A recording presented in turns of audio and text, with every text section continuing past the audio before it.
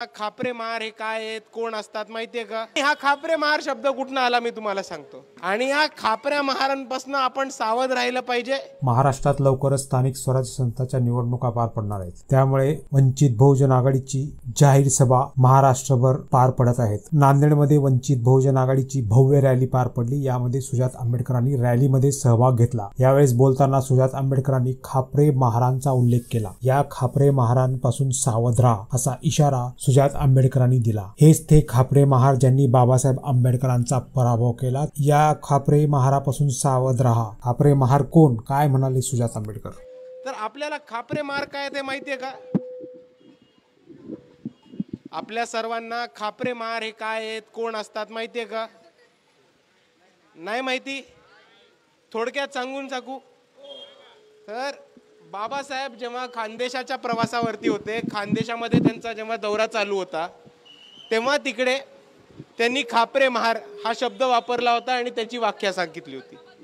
आता आपल्यातली काही लोक असतात, जुन्या काळी तुम्हाला माहिती आहे काय प्रथा होती, तर प्रास्तापिताच्या वाड्यावरती, प्रास्तापिताच्या बंगल्यावरती हे काम करायची। आणि हा खापरे महार शब्द कुठून आला मी तुम्हाला सांगतो। तर ही लोक जेव्हा इकडच्या प्रास्तापितांच्या बंगल्यावरती, घरावरती, वाड्यावरती काम करायची, तेव्हा ती काय काम करायची? घरातली काम करायची, बागकाम करायची आणि इतर छोटी मोठी कामं करायची। आता जर हा प्रास्तापित भाऊसाहेब, काकासाहेब, नानासाहेब जेव्हा यायचा, तेव्हा त्या माणसाला हाक मारायचा, ए ढोंडू इकडे, माझ्या पोरांनी तिकडे हागून ठेवलंय, ते जरा उचल आणि साफ कर। तो माणूस ते घाण डोक्यावरती उचलून खुशी खुशीने घेऊन बाहेर टाकायचा।